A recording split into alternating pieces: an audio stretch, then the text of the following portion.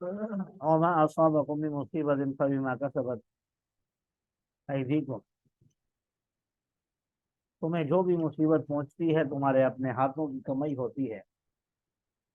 और बहुत सी कताएं तो अल्लाह तबारक व तआला माफ फरमा देते हैं। इन आयात में अल्लाह तबारक व तआला ने इंसान को उसकी हकीकत से रोशनास करवाया कि भाई अगर आपके हालात अच्छे नहीं हैं तो इसका ये मतलब नहीं है कि आप पर कोई अल्लाह की तरफ से अजाब आया हुआ है। बल्कि अगर आप गौर करें तो आपके हालात में अपने अमाल को दखल ज्यादा है, क्योंकि अल्लाह तबारक व तआला किसी पर भी जुल्म नहीं करते, किसी पर ज्यादती नहीं करते। बल्कि इस दुनिया का अल्लाह तबारक व तआला ने निज़ाम जो है अल्लाह तबारक व तआला ने इंसान के अमाल के साथ जोड़ा है। वो इस तरीके से कि जब कोई जितना अच्छाई के रास्ते पर चलता है तो अल्लाह तबारक व तआला उसको उतना ज्यादा दुनिया के अंदर आसानियां उसके लिए पैदा फरमाते हैं। अगर उसके लिए कुछ परेशानी भी बने किसी तरह की, तो उसके पहुंचाने का मकसद भी रफ़े दरजात होता है, ताकि उसके दरजात को बुलंद किया जाए। उसका मकसद कोई उसे तकलीफ पहुंचाना या उसे अल्लाह की तरफ से सजा देना ये मकसूद नहीं होता। सजा जब भी होती है तो उसमें इंसान का अपना किरदार होता है और अपने अमाल होते हैं।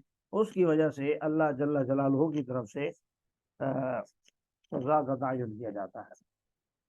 इसलिए आगे अल्लाह तबारक व तआला ने बताया कि भाई तुम अल्लाह को ज़मीन में आजिज़ भी नहीं कर सकते, अल्लाह के अलावा तुम्हारा कोई सहारा भी नहीं है, कोई दोस्त और कोई मददगार भी नहीं है। और फिर वो अल्लाह कितना ताकतवर है। वमिन आयातिहिल जवारी फिल बहरी कल आलाम, और उसकी निशानियों में से है समंदर में बड़े बड़े जहाज। बड़े बड़े जहाज अल्लाह तबारक व तआला ने फरमाया कि समंदर के अंदर मौजूद हैं, कल आलाम, ऐसे जैसे पहाड़ हों।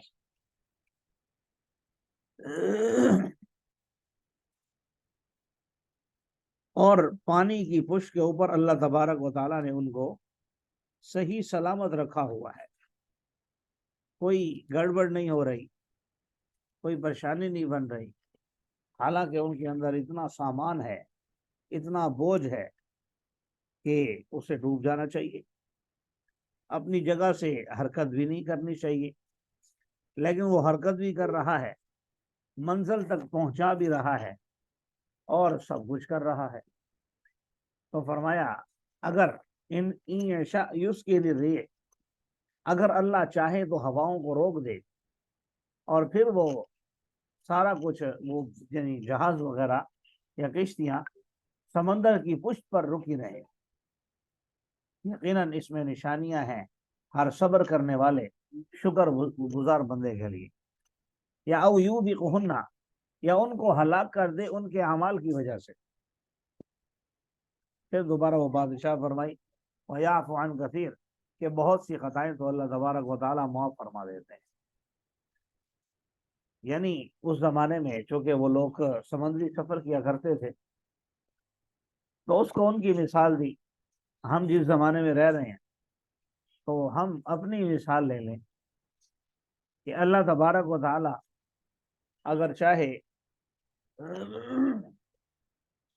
तो जो हमारा काम होना है, जिस मंजिल तक हमने पहुंचना है, अल्लाह ताला हमें वहां पहुंचने ही न दे, रास्ते में रोक दे और हमारा वो काम हो ही ना। और यहाँ फिर अल्लाह तबारक व तआला ये करे कि हमें पहुंचने भी ना दे और आज़ाब मुसल्लत करके हलाक भी कर दे।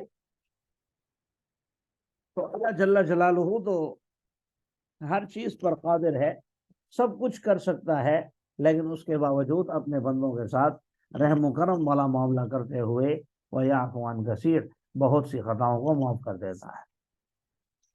جو ہم مصیبتیں دیکھتے ہیں اپنے اوپر کبھی کبھی، تو وہ کبھی کبھی بھی کسی عمل پر اللہ پکڑ لیتا ہے، اور پکڑتا بھی ہلکے انداز میں ہے دنیا میں، تاکہ یہ لوگ سدھر جائیں اور راہ راست پر آ جائیں، اور آخر میں جو ابدی زندگی ہے، ہمیشہ کی زندگی ہے، وہاں پر یہ جہنم میں جانے سے بچ جائیں۔ وَيَعْلَمَ الَّذِينَ يُجَادِلُونَ فِي آيَاتِنَا، اور اللہ جانتا ہے ان لوگوں کو جو ہماری آیات کے بارے میں جھگڑتے ہیں، وہ یاد رکھیں مَا لَهُم مِّن مَّحِيصٍ، ان کے لیے وہاں پر کوئی جائے پناہ نہیں ہے، کوئی ان کے پاس وہاں ٹھکانہ نہیں ہے۔ جو کچھ بھی تم دیے گئے ہو یاد رکھو، فَمَتَاعُ الْحَيَاةِ الدُّنْيَا، یہ دنیاوی زندگی کا سامان ہے، اور جو کچھ اللہ کے پاس ہے وہ بہتر بھی ہے اور زیادہ باقی رہنے والا ہے ان لوگوں کے لیے جو ایمان لائے اور اپنے رب پر بھروسہ کرتے ہیں۔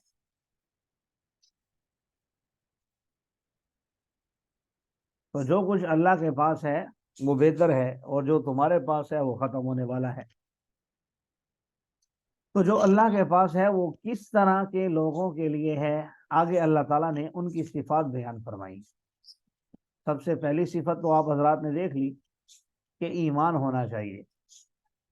دوسری چیز وَعَلَىٰ رَبِّهِمْ يَتَوَكَّلُونَ، اللہ پر بھروسہ ہونا چاہیے۔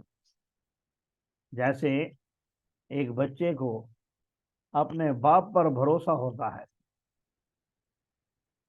اسی طرح اس کو اللہ پر بھروسہ ہو، یقین ہو۔ تیسری صفت وَالَّذِينَ يَجْتَنِبُونَ كَبَائِرَ الْإِثْمِ وَالْفَوَاحِشِ، وہ لوگ جو بڑے بڑے گناہوں سے بچتے ہیں اور فحاشی کے کاموں سے بھی بچتے ہیں، یہ تیسری صفت ہے۔ گناہ کبیرہ کیا ہے؟ بعض مختلف تعریفات کی گئی ہیں۔ بعض نے کہا کہ قرآن اور احادیث کے اندر جن گناہوں پر اللہ تعالیٰ نے سزائیں مقرر کی ہیں وہ کبیرہ ہیں، اور اس کے علاوہ باقی گناہ صغیرہ ہے۔ یعنی کبیرہ کا مطلب بڑے گناہ، صغیرہ کا مطلب چھوٹے گناہ۔ بعض نے کہا کہ نہیں، قرآن اور حدیث میں جن گناہوں پر لعنت کی گئی ہے، جنہیں بڑا قرار دیا گیا ہے، وہ بڑے ہیں، اور جن پر لعنت نہیں کی گئی، زیادہ اہمیت نہیں دی گئی، تو وہ صغیرہ ہیں۔ بعض نے کہا کہ نہیں، بڑوں کی تعداد متعین ہے اور وہ تقریباً 70 کے قریب ہے۔